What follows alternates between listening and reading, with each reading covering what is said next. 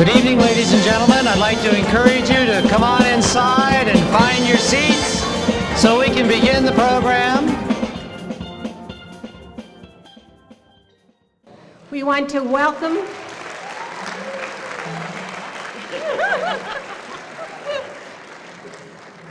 welcome you to Tucson and to the first Authors Table. It has been a phenomenal adventure to arrive at this weekend. It has been a lot of hard work and a whole lot of fun. I want to thank our 5 founders for their vision, and thank you to our committee. Our last steering committee was exciting. John was like a little kid as he spread the newspaper insert down the middle of Bruce's very long conference table. He was so excited to show us the map, the venues, and all the authors. And the best part, John gave us a demo of how to fold the insert. It contains all the times and places where our authors will be presenting and where the stages are. It is really easy, and it's really a cool insert. Like John, I feel like a kid in a candy store. This weekend, I will be able to hear poets, mystery writers, teen authors, and by my grandbaby, her first autographed books. And of course, some good food. So I want to say thank you to our authors for making this Tucson Festival of Books reality.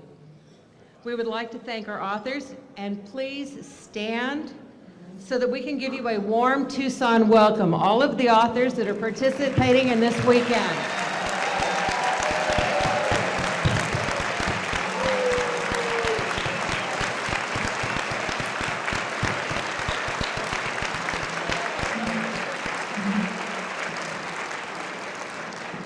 And now we'll turn it over to David Fitzsimmons, Tucson's own international political cartoonist.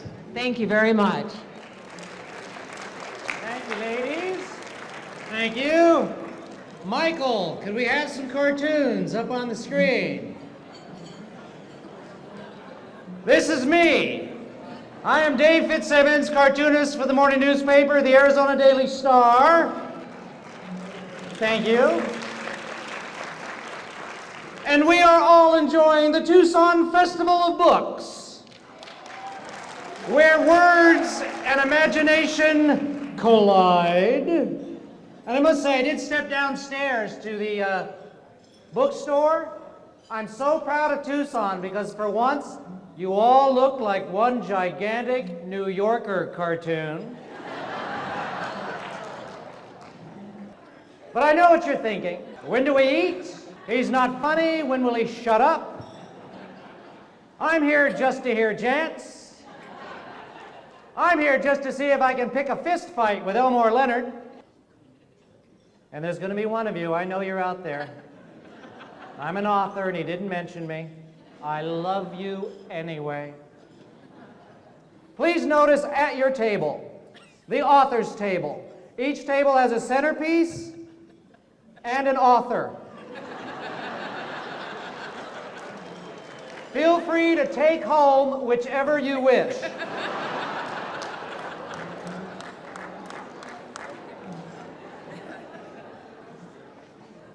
Now, some authors are sensitive, some are brilliant, some are surly. Many are chatty, a few are distracted. They're working on scripts even as we speak. Some are actually even sober. Many are friendly. Enjoy them. You know, we are thrilled to host this event for 3 reasons. Number 1, we love books. Number 2, we love their authors. And number 3, free parking at the University of Arizona.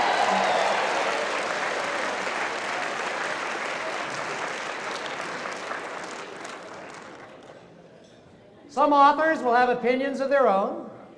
And here's the chief event of the evening that precedes the dessert, the buffet, followed by the dessert,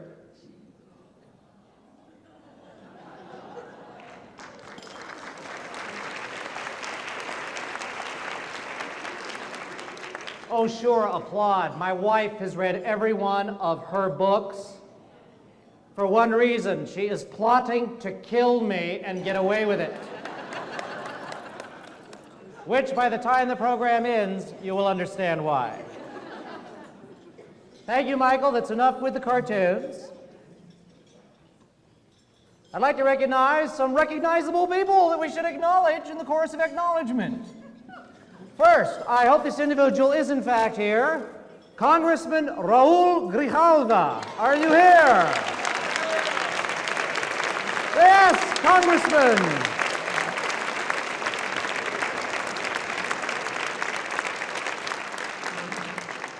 Calling to mind my favorite author, Mark Twain, who once said, "From time to time, an innocent man is sent to Congress." Also, please welcome Congresswoman Gabrielle Giffords. Are you here?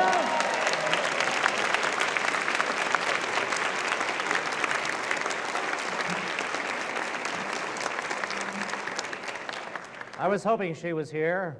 And here are 2 warriors I'm going to introduce for such enlightenment, who merit our ear and our gratitude. 2 founders of the Tucson Festival of Books. I hope they're out there and they're coming this way. Bruce Beach of Beach Fleischman Accounting with Alliance Bank, a booster for Reading Seed, and Frank Farias, who's been with the U of A bookstore,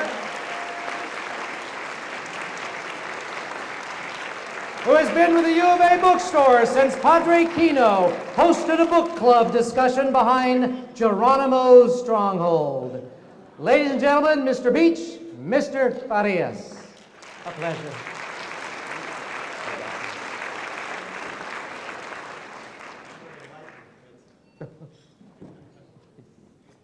You know, this evening is a kickoff for a wonderful weekend for all of us to celebrate books, authors, literacy, and reading. It's a result of a true community partnership. The foundation of that partnership was established when the University of Arizona and the Arizona Daily Star agreed to sponsor the festival. I can't thank them enough for the tremendous amounts of resources that they provided to enable us to put on this event. Their commitment to reading, literacy, have made the Tucson Festival of Books a reality. I would also like to thank all of the founders that I worked with. Frank Farias from the University of Arizona Bookstore, Bill and Brenda Viner from Pepper Viner Homes, and John Humanek from the Arizona Daily Star, all of whom committed significant amounts of time and a significant amount of their employees' time. And it is because of them that we're going to have a fabulous weekend that we can enjoy for the next 2 days. Although the underlying purpose of the festival is a celebration of reading and literacy, we wanted it to be a mechanism to create awareness about the efforts of the literacy groups that are functioning in our community. And we also wanted to raise a little money to help them in accomplishing their efforts. So with that objective in mind, we started to search for sponsors that would be willing to underwrite the event and also to raise some additional funds that we could contribute to these literacy organizations. One of the first organizations to answer our call was University Medical Center, our presenting sponsor. They immediately saw the vision of how a citywide outreach event like this festival would enable us to get the public focused on literacy and reading. This is an organization that truly understands the connection between literacy and good health, and they have demonstrated over and over their commitment to the good health of this community. Their willingness to be the leading sponsor gave us the credibility to go to other sponsors with confidence that the event would be a success. I thank them for their support and commitment during the planning for the festival, and especially the efforts of Greg Priverato and Adeline Clemenson. I think both of them were able to attend tonight. I would also like to thank our major sponsors, TMC Healthcare, Barnes & Noble, Target, and the University of Arizona bookstores. Together with University Medical Center, these organizations provided the initial funding that underwrote the costs for the entire event. What that did for us is it allowed us to go and reach other sponsors, and all of that money would end up going to the literacy organizations in Tucson.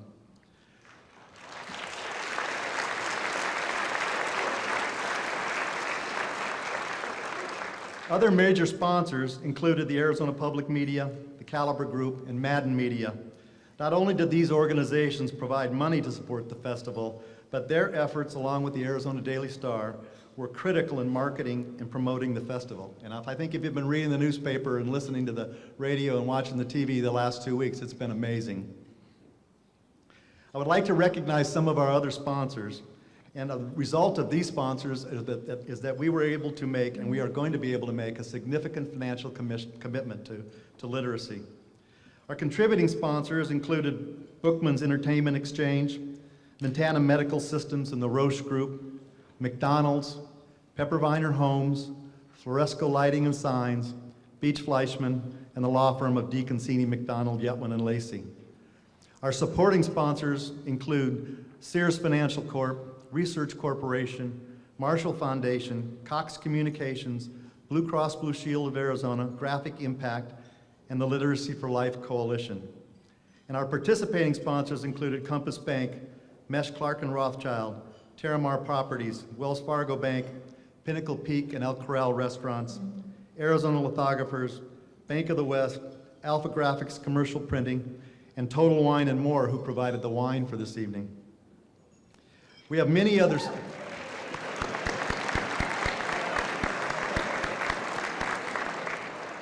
We have many other sponsors, and they're listed in your program, and I would hope that you'd read them and thank them if you see them.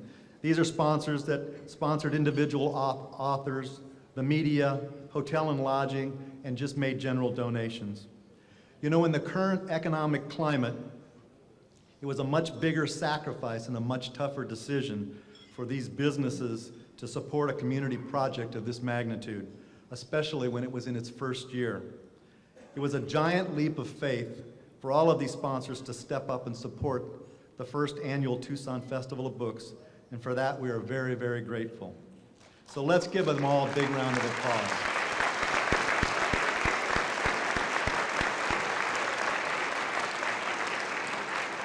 And I'd like to turn it over to my friend and partner in the festival, Frank Farias.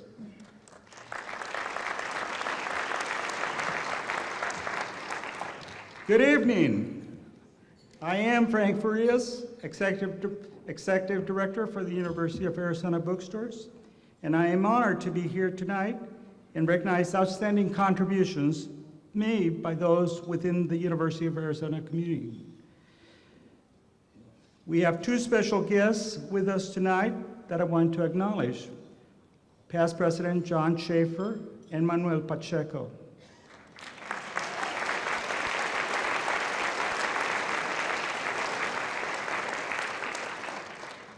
I could have never imagined the journey that I was about to take when I joined the University of Arizona 20 years ago.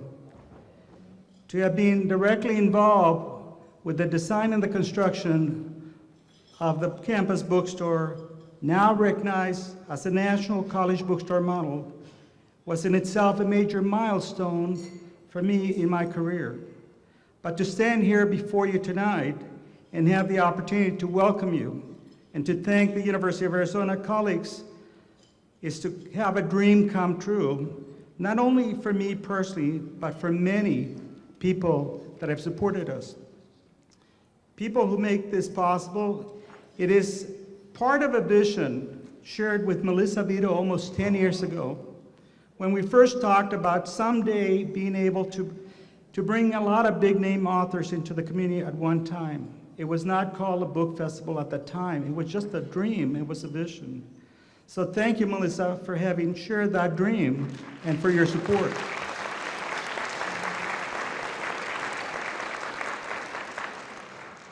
There's no possible way that I can name everyone who has helped us in planning the Festival of Books, but please know that I truly appreciate your support and every single person who has participated and given their time to this event.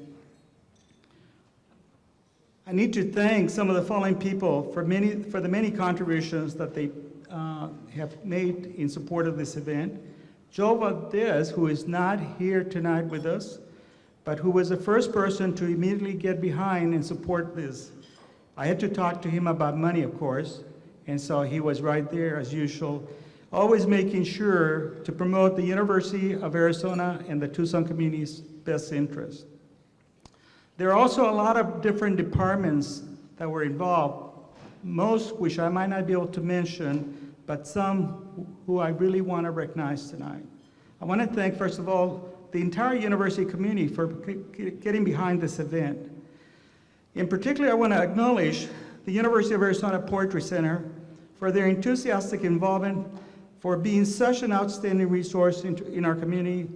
Our own U of A Press, the Anthropology and the English departments, the Center for Middle Eastern Studies and Religious Studies, our campus police, parking and transportation, Office of General Counsel, and our student union folks.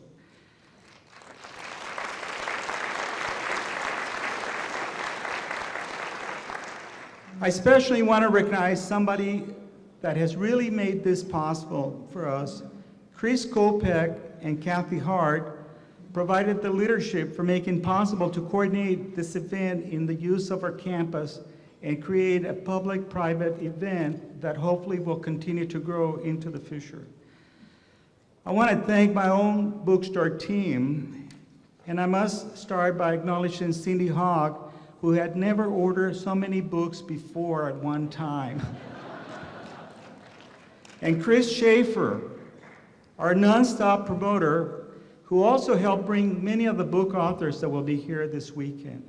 And Danielle Shore, for managing to keep all of us together and taking all the notes and making sure that she kept me on track with my schedule.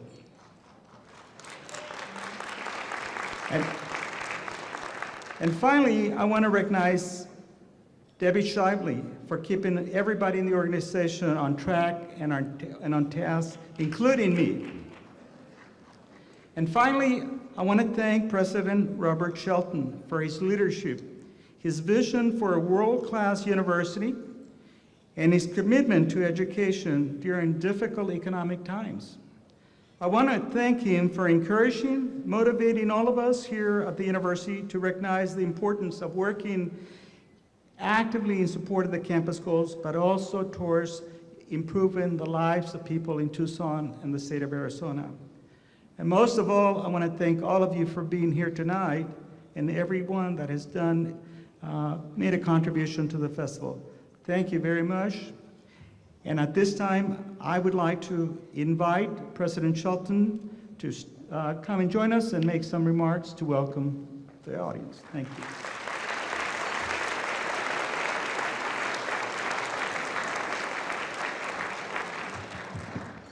Thank you, Frank, and good evening, everybody. This is truly a magnificent gathering, and it is a great honor for the University of Arizona to host this first annual Tucson Festival of Books. I always love the phrase, first annual. It shows optimism for the future.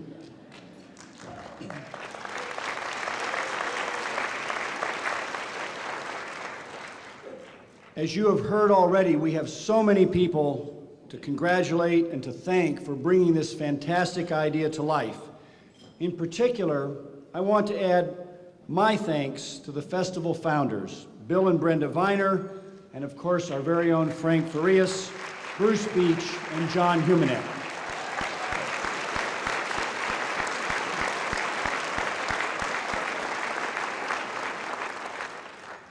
Together, these individuals, with a lot of help from their friends, have created a new source of pride for our community.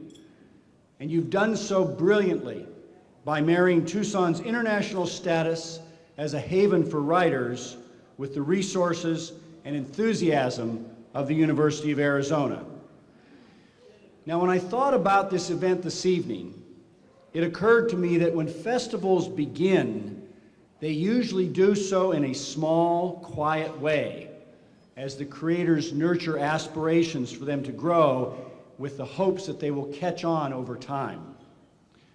Well, that's not the case with the Tucson Festival of Books. You've started with a bang. You've managed to attract nearly 400 authors, 80 exhibitors, over 50 sponsors, and there are more than 50 activities just for children and teens, and 200 author panels and presentations for people of all ages to attend. And best of all, and this was alluded to earlier, so important in times like these, you have made it free to the public.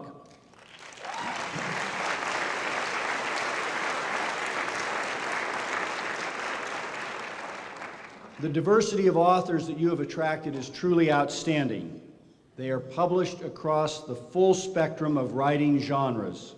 Their collective works cover thousands of topics, and they touch thousands of emotions.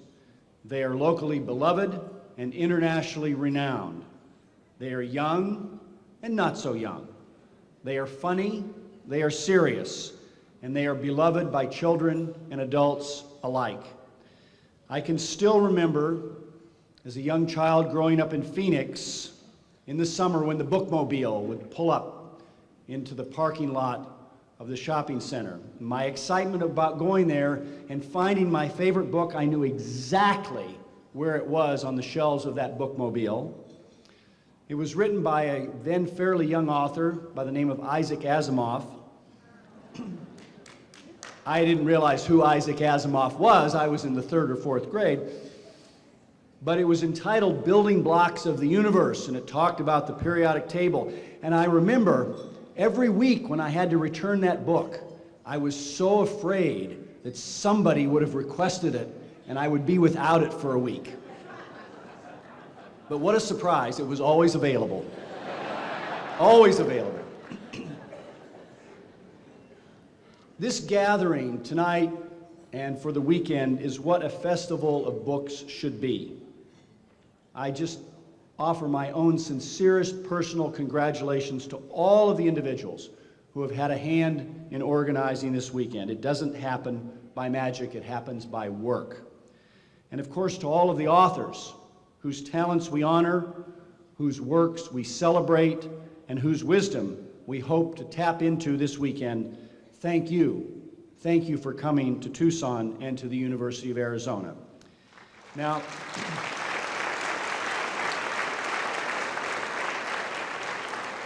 I will say that, and admit my bias up front, I don't think you could have chosen a better city, nor a better university to visit, nor a better time of year to visit.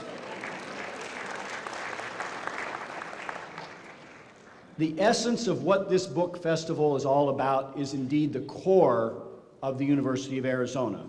We are a public land-grant university, and that means we are pledged to share the fruits of our intellectual pursuits, not just with our students and our faculty, but directly with the community. We do this in order to make life better in Arizona. Better by solving problems and curing disease, certainly. Better by giving tomorrow's workforce the best education possible today, of course. And better by sharing the joy of learning, thinking, and imagining directly with the people who we call neighbors and fellow citizens. The Tucson Festival of Books is one of those pursuits that makes life better in Tucson. It makes this community, thank you.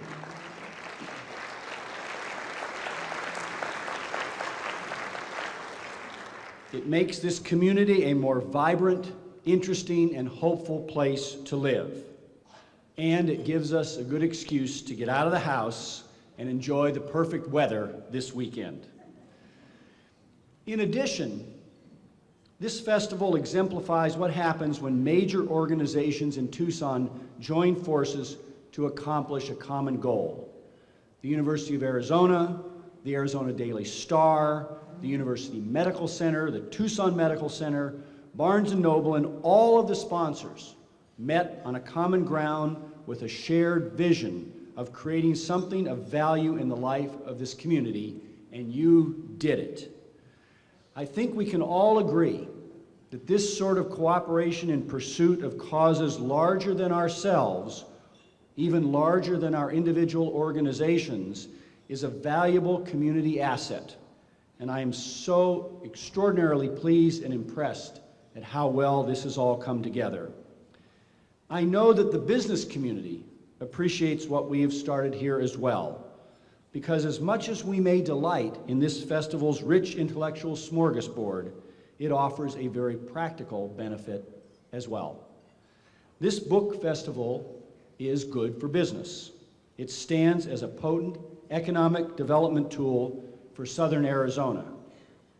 After all, it's one more means of advancing literacy in this community. It's another way to draw an educated, thoughtful, and literate workforce to Tucson. Another way to encourage community and dialogue and thought-provoking human interactions in our midst. Another way of drawing children into the joys of reading at a time when they are bombarded with distractions unprecedented in both their numbers and their intensity. The Tucson Festival of Books adds all of these vital qualities to Tucson's reputation, all of which make it a more attractive home for individuals, for families, and for businesses. And for all of these reasons, I offer my heartiest congratulations, my warmest welcome to all of you on campus, and my best wishes for the success that exceeds even your most optimistic predictions. Thank you all. Enjoy the festival.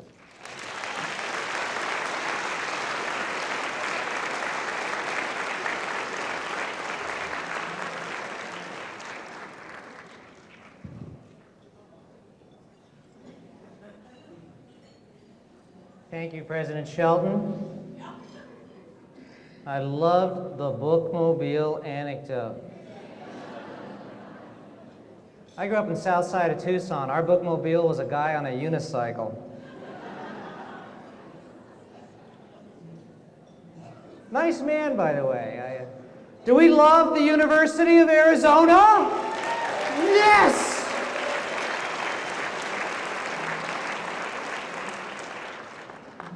You know, he has a funny side, too, by the way. He does. You know, earlier I asked President Shelton, how many books have you read in your lifetime? He said, I don't know, I'm not dead yet.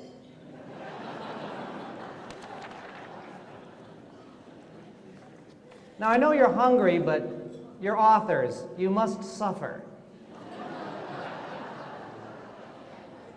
I'm going to acknowledge 1, 2, or 3 of the authors in this room to give you an idea of the diversity here at this Bookworms book stock. First of all, I want you to know the room is divided into fiction, nonfiction. Billy Collins has the haiku table all to himself.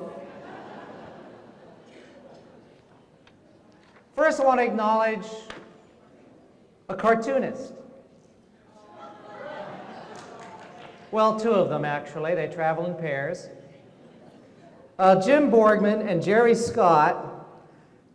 Pulitzer Prize winner Jim Borgman, former editorial cartoonist of the Cincinnati Enquirer. Well, already we share something in common. Many of my readers wish that I were a former editorial cartoonist. He teamed up with Jerry Scott, co-creator of Baby Blues, to create, have you ever heard of Zits? Yes! A wonderfully, wildly popular comic strip. And I must say, the one thing I love about the latest book in the Zit series is Jeremy and Mom, a Zits retrospective. And of course, you know, Jim says you should buy this for your mom because he's sentimental. But I noticed something interesting about Jeremy. Jeremy has been going through puberty for 11 years now. I would guess his prostate is shot. And in real life, he probably looks like Mr. Elmore Leonard. Oh, look, he's laughing. He's just thinking, when do we eat? Another author I want to notice, and I'd like him to stand up when I call his name, Luis Alberto Urria. Luis! It's just because I love saying your name. It's like saying Antonio Banderas. Born in Tijuana, Mexico, to a Mexican father and American mother, he authored a national bestseller, The Devil's Highway, 2004 nonfiction account of a group of Mexican immigrants lost in the Arizona desert. One of my personal favorites. This man was the Truman Capote of the Coyotes. And I understand The Devil's Highway has been optioned for a film. Animated musical? No, probably not. You know, I'm glad that so many people are thriving. Back to Jim Borgman and Jerry Scott. That comic strip runs in more than 1,000 newspapers, which is terrific considering, as of today, there are only 1,000 newspapers. Oh, you're applauding?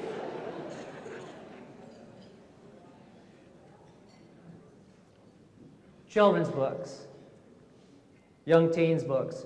Gail Carson, is it Levine or Levine? Go ahead, assert yourself, correct me. Are you even here? Yes. She grew up in New York City and has been writing all of her life. Her first book for children, Ella Enchanted. Some of you might recognize it. A 1998 Newbery Honor book. Of course, I never read it. So I assume Ella Enchanted is a young teen's book about maybe Ella Fitzgerald learns to scat sing from an enchanted blues man. I don't know. Oh, I do know. It's a wonderful book. The story became a Miramax movie with Anne Hathaway. Gail and her husband live in a 200-year-old farmhouse in Hudson River Valley of New York State, an example of a sweet soul coming all the way here to beautiful Tucson, Arizona, to bless us with her presence. 200-year-old farmhouse, my goodness. You know, here in Tucson, we had a historic homes tour because someone found a house that dates back to 1996.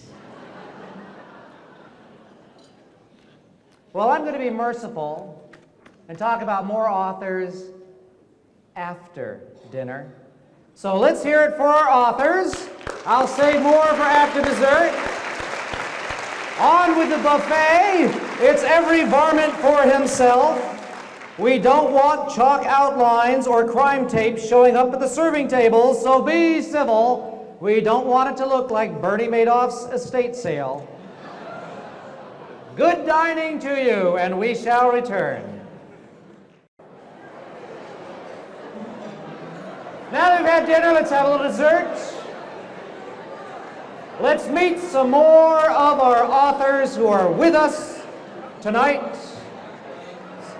Please welcome to Southern Arizona, Thomas Perry.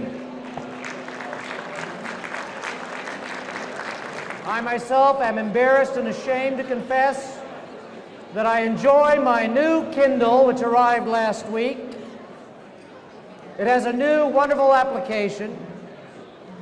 It will search out whole passages if you type in the keyword throbbing.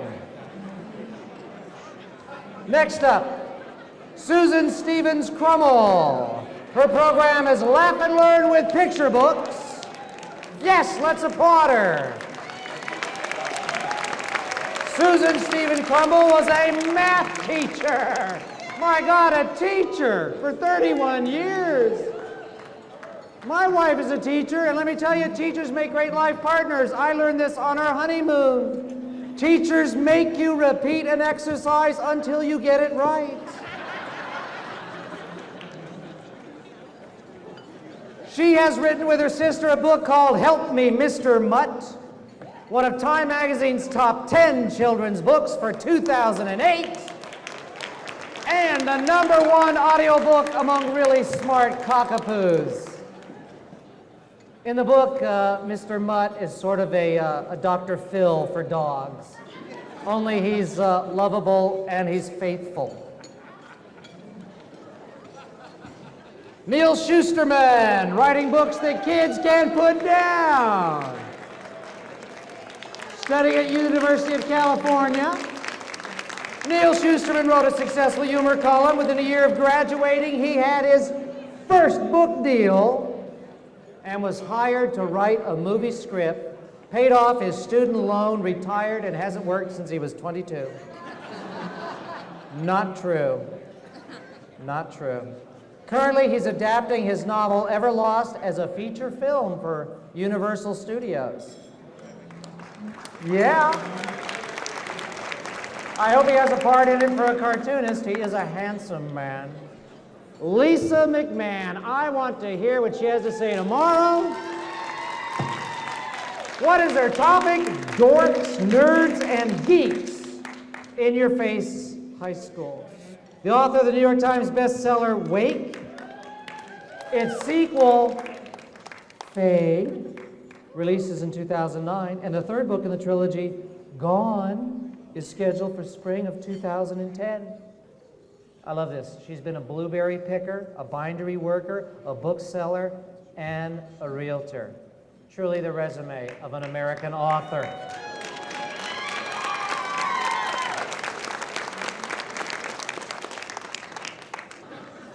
But listen, because of those YouTube videos, my son loves the poetry of Billy Collins, as should you all once you hear his marvelous words.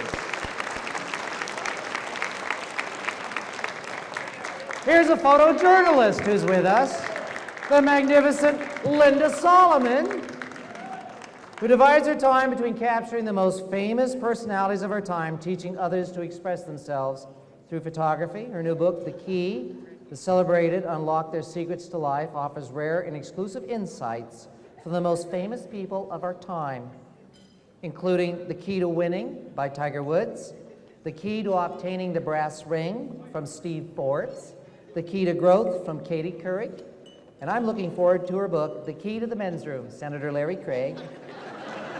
Okay, that was wrong. That was wrong. That was wrong. I can tease her. No, I admire her efforts because I am a survivor. Her proceeds, the partial proceeds from the Key series, go to cancer research. An example of the generous heart of authors.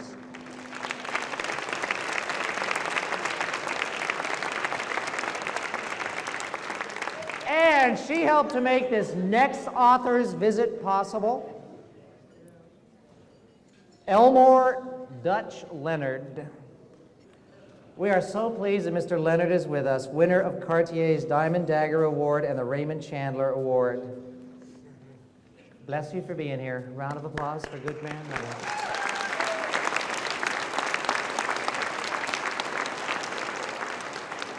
And of course, to each and every author who is here.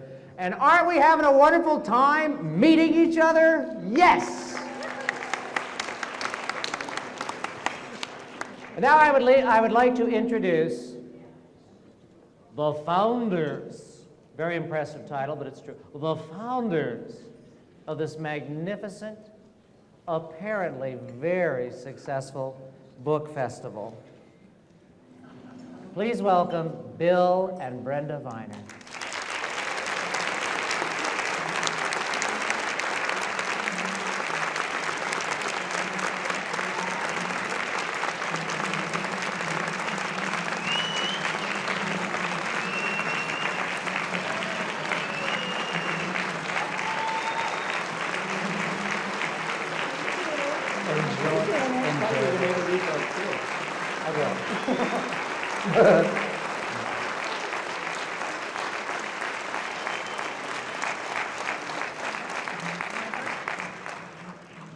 Thank you. Those of you who know me pretty well know that I've never given a speech without crying, but I'm not going to cry tonight.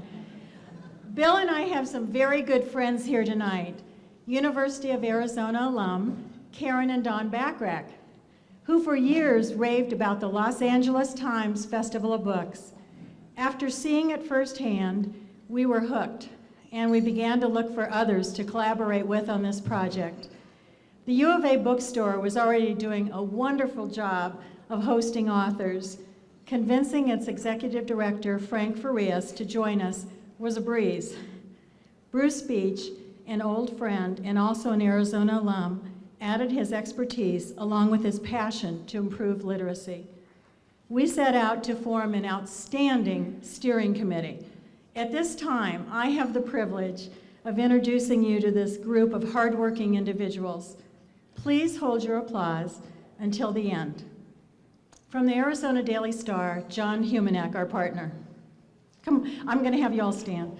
Daryl Durham, marketing, and John is the publisher. I don't know if I said that. Debbie Kornmiller, internet. The Authors Committee, Nancy Letterborg. The Authors Table dinner, you've already met Sarah Cohen and Jan O'Brien. Stand up. Community Relations, Betty Khalil Knott. Food Committee, Randy, this is an important one, Randy and Shelby Collier. Hospitality, Holly and Steve Schenitzer. Marketing, Carrie Stratford and Kate Jensen. Operations, Lee Baumgardner and Gary Siemens. Site planning, Andy Anderson.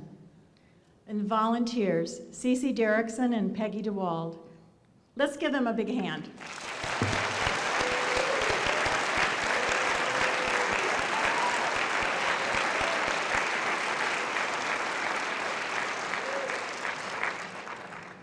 I have often said to many of you in this room that the stars were aligned in this project.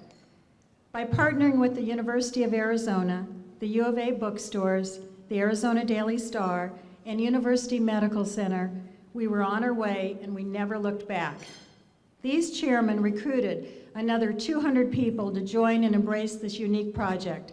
I can count on one hand the few people who said no to me, that they couldn't help in some way. This is a grassroots effort. 30 of you signed on to be detectives and uncover great authors, and you did it. Many of the authors here tonight first found out about the Tucson Festival by receiving a phone call from one of you. The Children's Committee. They just never stopped caring, dreaming, and creating. They designed a young writers competition and had 650 entries. City Councilwoman Nina Trasoff will be giving out the awards tomorrow at the storytelling stage. A parent of one of the young writers had this to say: "You have given me a whole new set of parenting problems to deal with. My daughter is currently working on a short story for your competition. I had to kick her off the computer last night and stop her from writing. She has written more than 50 pages on her story, and she's now reworking it. I am telling you this so that you know you're having a positive effect on this community. Thanks again for giving me these kinds of problems to deal with." Join us tomorrow and Sunday as another 700 volunteers show up to orchestrate this fine-tuned weekend. To all the Tucson Festival of Books volunteers, you are the best, and we can't thank you enough. Look for them in their colorful orange volunteer t-shirts. Thanks.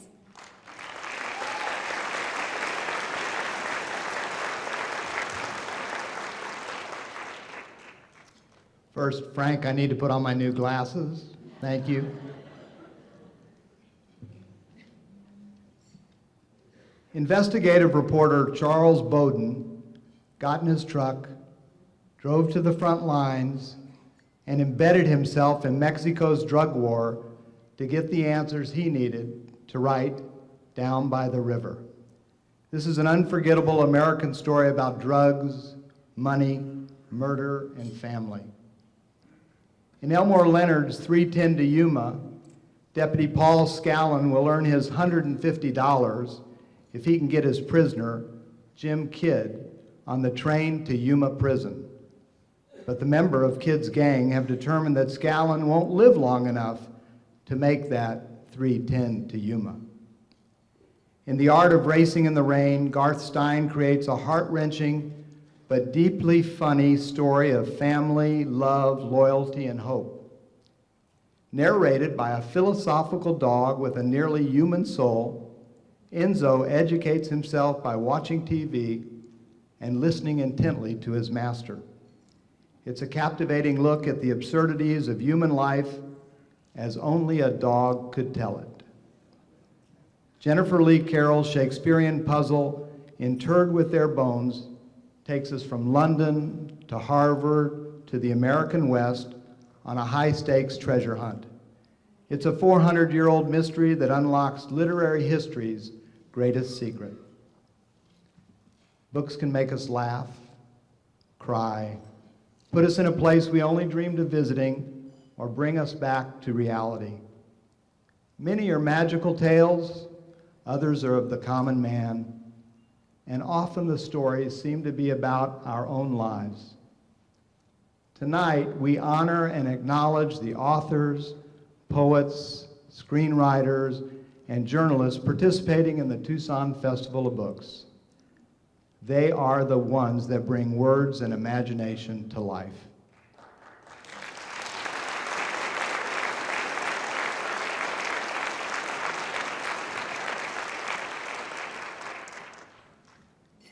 We are awed by their passion, talent, and achievements. Think of it. This weekend, there will be over 400 writers on the U of A campus participating in more than 200 presentations, panel discussions, and workshops. They'll entertain and educate us with their wit, thoughts, and ideas. And they do it without expectation or remuneration. A generous gift to all of us. These authors are our stimulus package as we work to advance literacy and improve our education throughout Southern Arizona.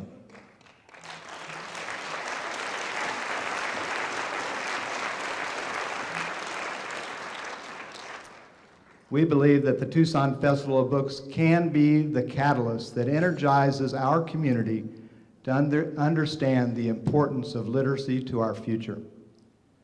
We're proud to be partners with the Literacy for Life Coalition as they launch this initiative and guide us on this path. Steve Alley, CEO and President of the Community Foundation for Southern Arizona, is here tonight to tell us a little bit about this initiative. Steve?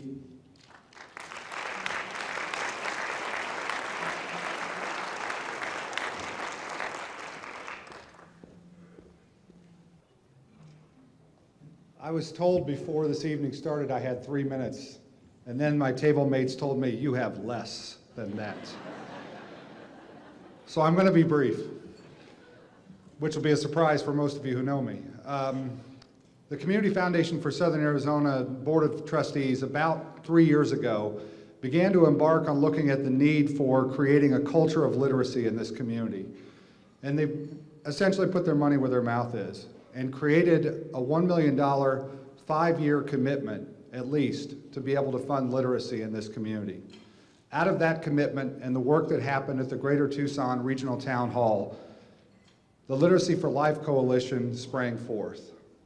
It was clear through conversations at the town hall and so many others throughout our community that this was a crying need in our community. And it is a wonderful tribute to this festival that really both they have agreed to be able to partner with us in doing this. This celebration that we are having over this next couple of days really is of a city that's focused on literacy, or beginning to be focused on literacy, bringing family and neighbors and colleagues together in the celebration of books, the talented and creative combination of words to bring the imagination to life. And I want to do something here just to demonstrate the power of what the Literacy for Life Coalition has put in place. And so what I'm going to ask is if we could get the house lights up here for just a second. I'd like to ask a number of people to stand here, and I want you to remain standing as I kind of call you out. First, I want to introduce you to the Executive Director of the Literacy for Life Coalition, Martha Gilliland. I want to say thanks as well to Tomas Leon on our staff who really took the ball and ran with this. Tomas, please stand as well. To our Board of Trustees, any of you who are current or former board members of the Community Foundation, please stand.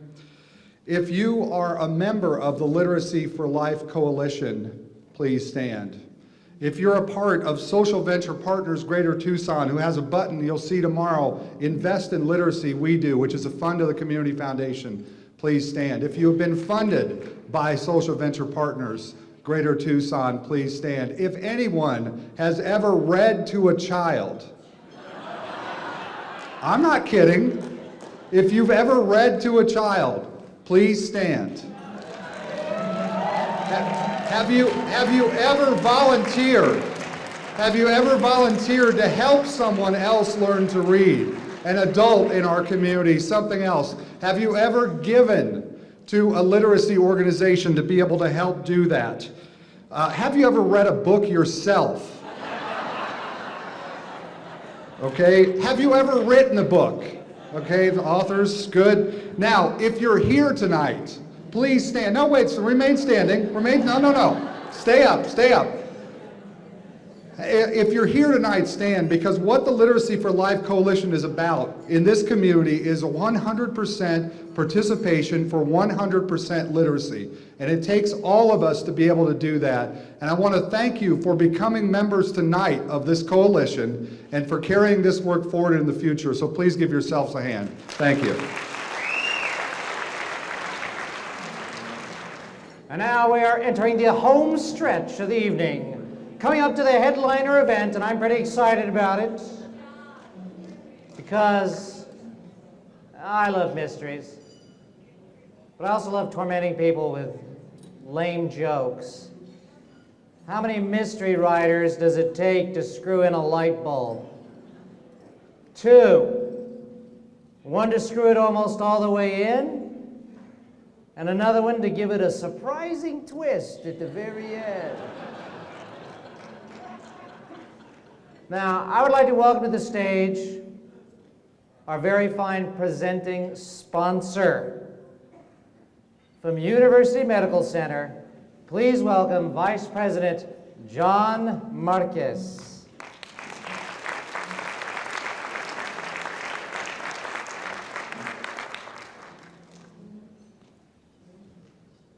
Thank you. This will be really quick. On behalf of Greg Pivorato, our President and CEO, who is not able to be here this evening, I'd just like to let you know how proud UMC is to be part of this great event.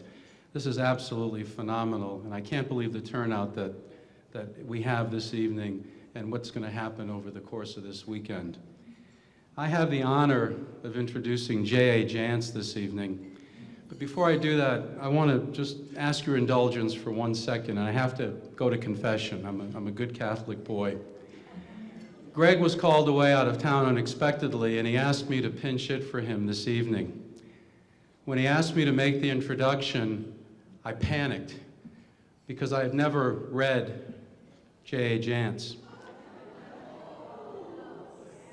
I know. And I'm going to make another confession. I haven't really been a good reader in my life, so I feel like a miscreant standing here in front of you. But I read Desert Heat last weekend, which many of you will know is the first in the Joanna Brady series. And I have to tell you that I was hooked, absolutely hooked. And I don't know if it's because I could relate to places like Double Adobe and the Blue Moon, and other locations and characters that were really brought to life in this book that I read. But I finished it in about 5 hours, and now I'm reading Tombstone Courage, and I've got Shoot, Don't Shoot sitting on my bed. So I'm going in order. I'm going to get through them all, And I just think that they're phenomenal. And when I think about the excitement and the pleasure that I started to experience last weekend when I read these, when I started to read her, I realized that this is really what the Tucson Festival of Books is really all about. And obviously that's what we've been hearing about all evening. So I would like to thank you, J.A. Jance, for turning me on, getting me back to reading, and really thrilling me, because I can't wait to find out what happens to Joanna Brady as she continues down the road to being sheriff of Cochise County. So I love it. So thank you very much for that. Now for the formalities. J.A. Jance is the top 10 New York Times best-selling author of the J.P. Beaumont, Joanna Brady, and Allie Reynolds series. 3 thrillers featuring the Walker family, and also a book of poetry. She is a U of A Wildcat, having graduated with a degree in English and secondary education, and then a master's in education and library science. And in 2000, the year 2000, she was awarded an honorary doctorate of humane letters.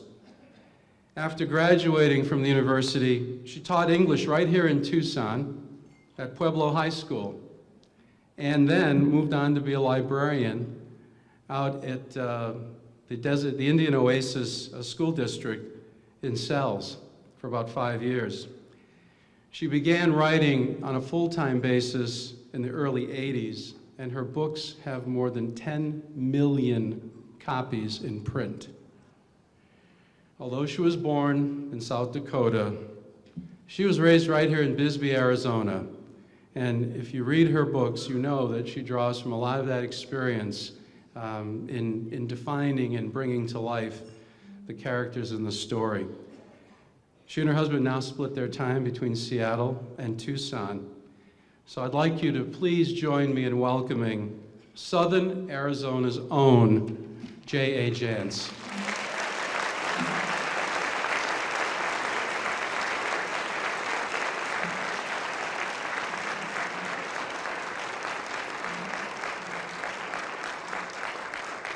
Thank you so much. Thank you. I need to give him a warning. People tell me that reading my books is like eating Fritos. You don't read just one.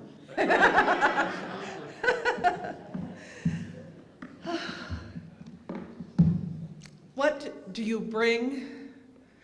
What is a book festival all about? Well, it's about books. New books. We all hope you buy new books. But tonight I thought I would bring some of my heirloom books. He's right, I was born in South Dakota. We moved to Bisbee for my father's health in 1948.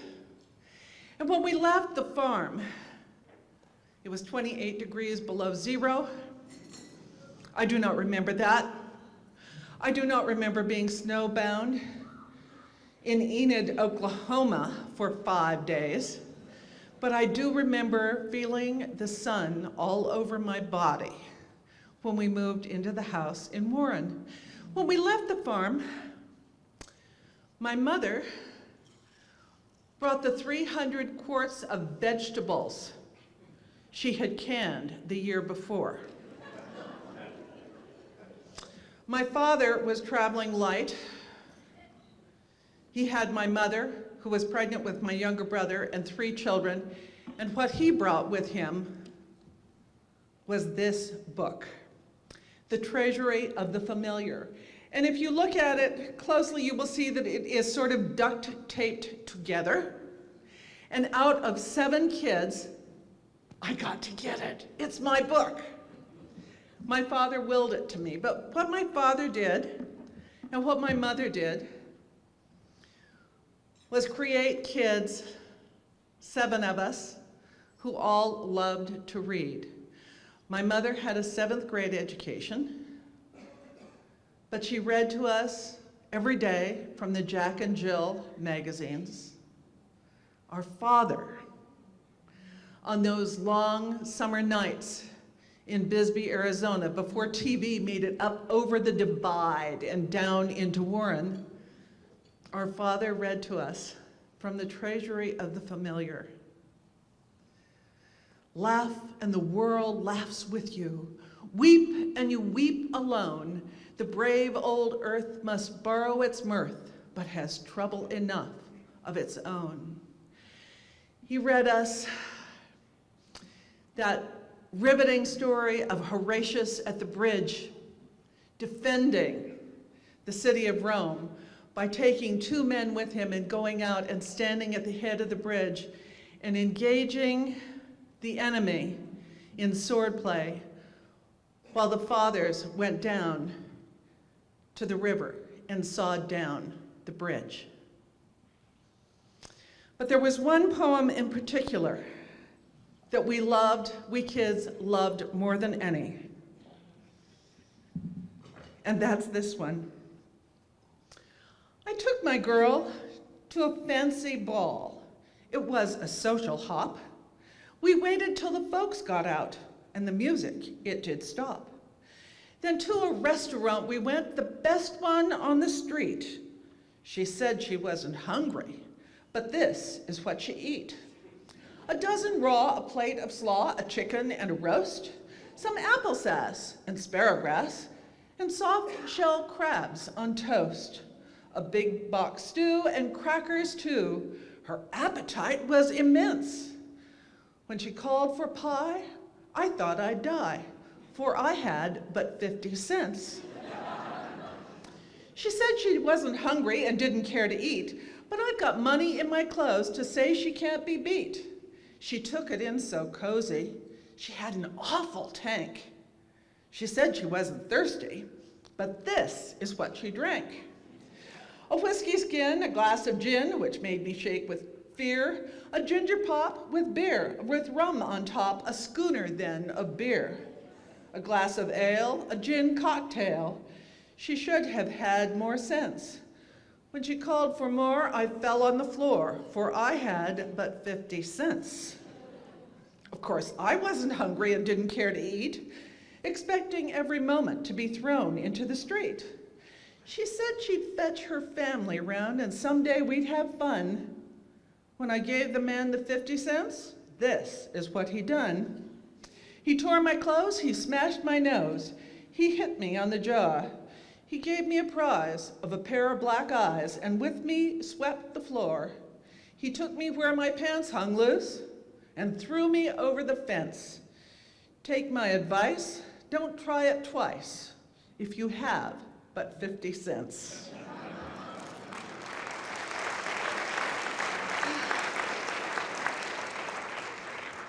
I came to the University of Arizona on a scholarship. The reason I have a degree in English and secondary education is in 1964 they wouldn't allow me in the creative writing program because I was a girl. And so it was really wonderful in 2000 when they gave me an honorary doctorate of humane letters. Living well really is the best revenge.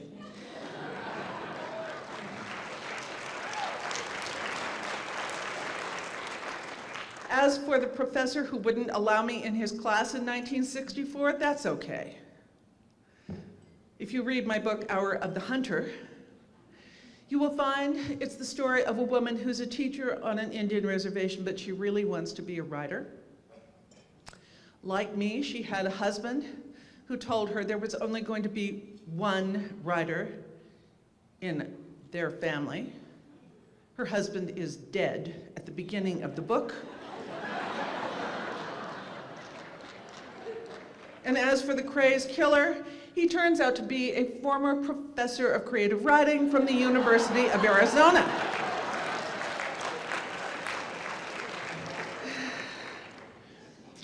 But I came to the University of Arizona on a scholarship.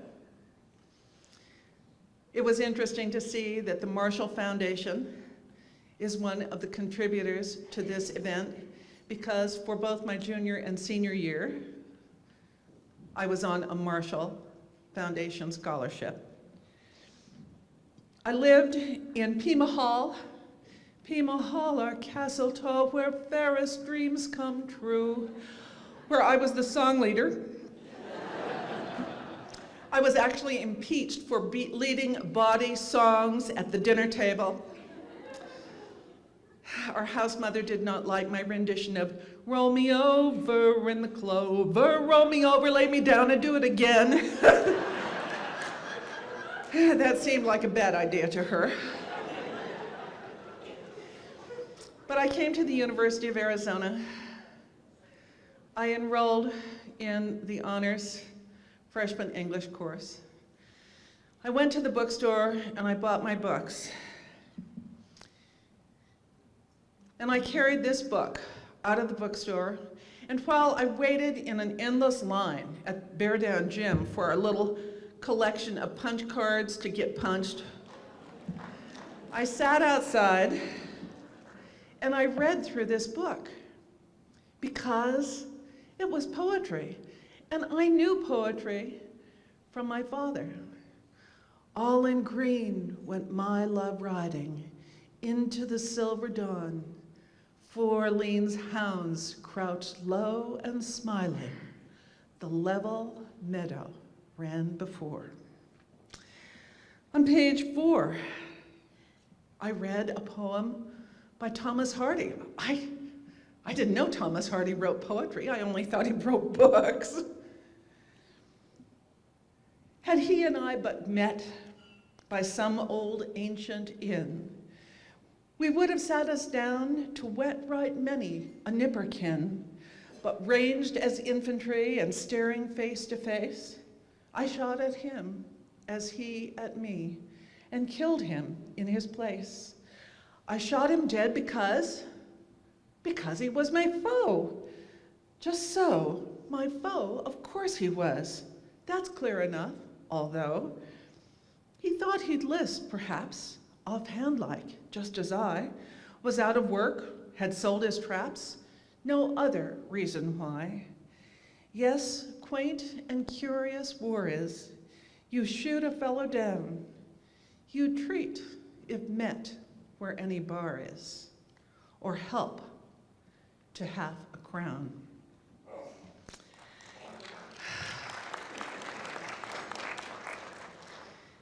The girls who lived in Pima Hall were Arizona girls who were smart. It was sort of the honors dorm. It was cheap, and it was a co-op dorm where we did all our own cleaning and cooking.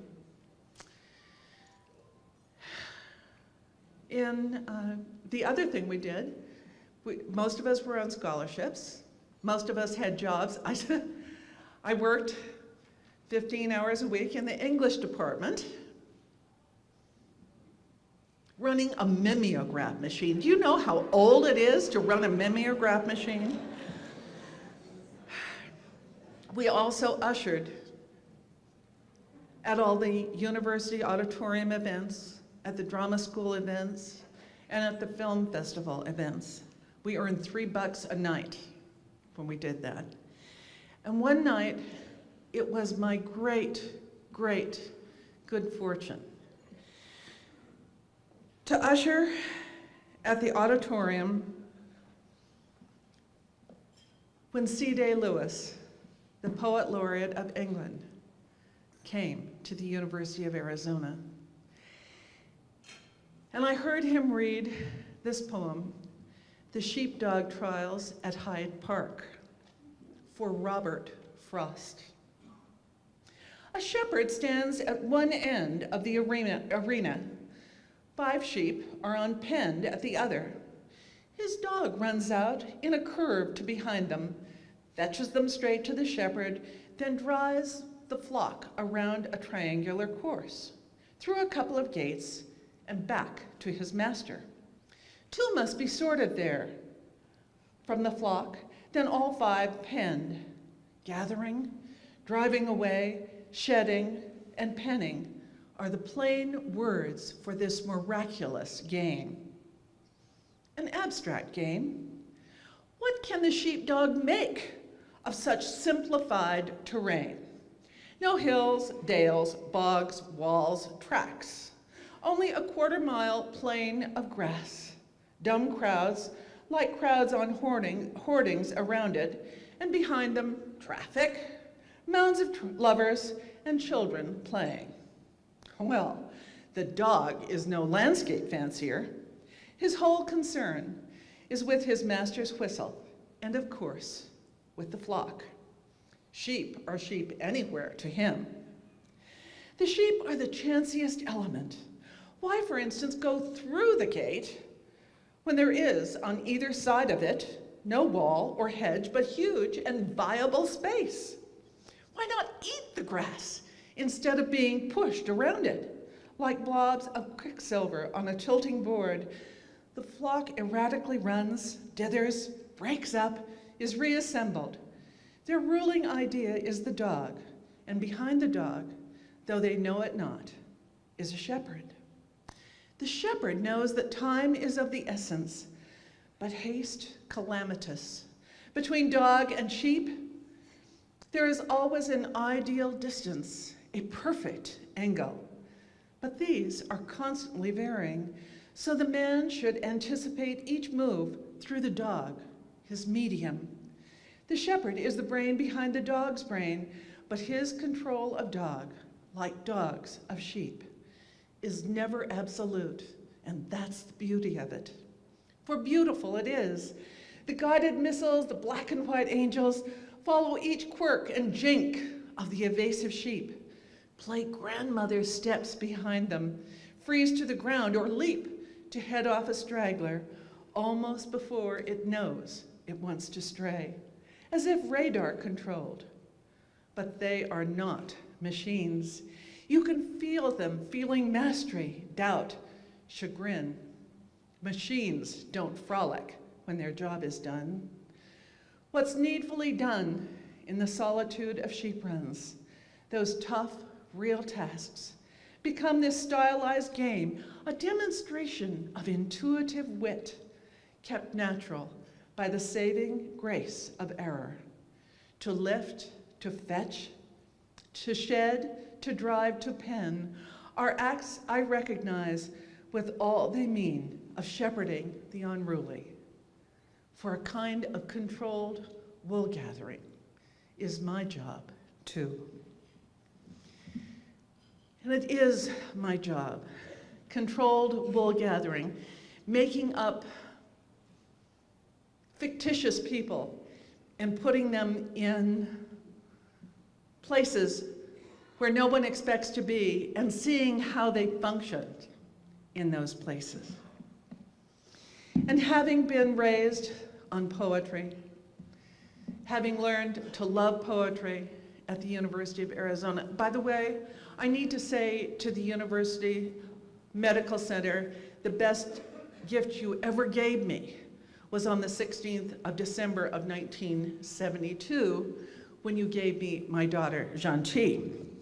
Thank you, UMC.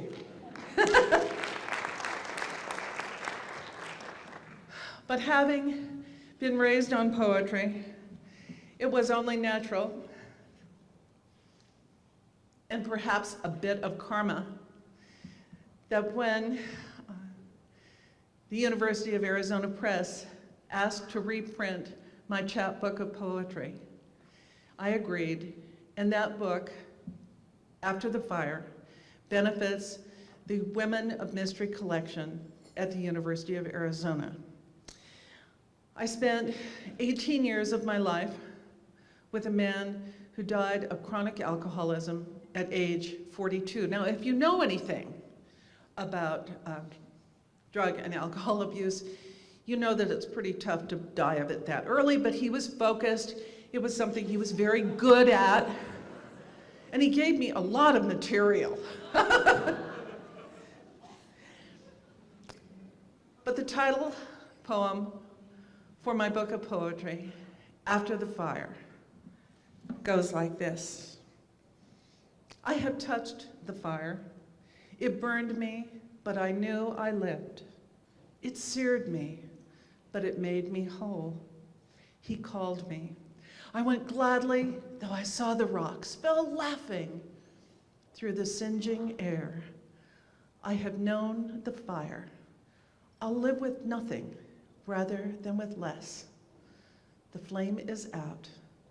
There's nothing left but ash. I'm so honored tonight to be able to be here and promote literacy in this community, because literacy in my family is what made J.A. Jance the storyteller she is today. Thank you.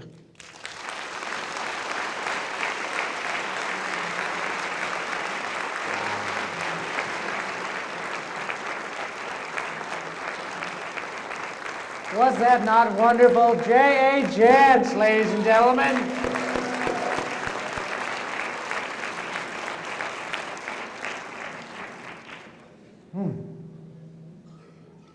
You are delightful. And listening to you read reminded me of the nature of this festival and our celebration of books, and that is the aspect of delight that we find in books. So my friends, as we close out the evening, let us go forward as fervent evangelists for literacy, and let us celebrate with a joyous heart this weekend of absolute delight at the Tucson Festival of Books. And let us remember the great words of that bibliophile, Phyllis Diller, who once said, nothing is better than going to bed with a good book or a friend who's read one. Thank you, ladies and gentlemen. Have a good evening. We'll see you here tomorrow.